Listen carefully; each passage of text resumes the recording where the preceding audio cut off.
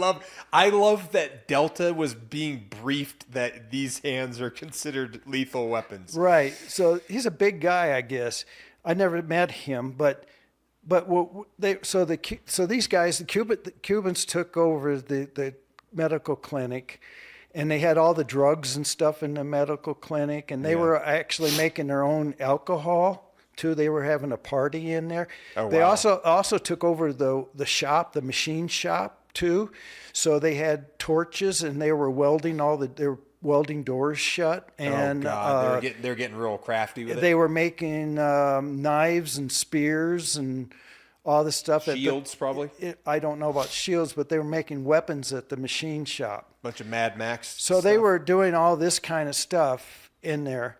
And so President Reagan, they requested Delta support. So President Reagan waived posse comitatus. Yeah. And we're having discussions on posse comitatus today. Yeah, it's the That was set up. Posse comitatus was a law set by Congress following the American Civil War, because sheriffs were down in the South during the Reconstruction.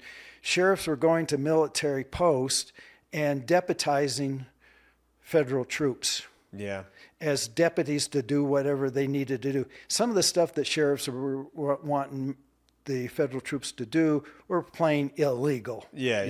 Doing the sheriff's bidding. Yeah. So posse comitatus was set up that. So Reagan signed an executive order waiving posse comitatus. Now, active duty military can support, humanitarian missions, like, when you have, a hurricane and, things where you need people and stuff like that. Yeah. But to do law enforcement work, he waived posse comitatus. Yeah.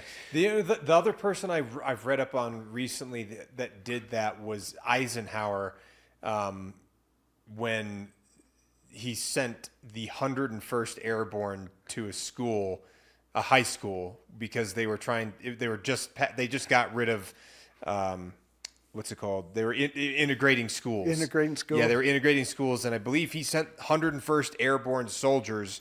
He was on vacation. Apparently, he came back from vacation and signed an order to do the same thing and send the 101st Airborne to a school to basically ensure, because it was a southern state, that they were like basically not allowing, Black Americans to go attend high school. And so he sent the 101st Airborne to go basically protect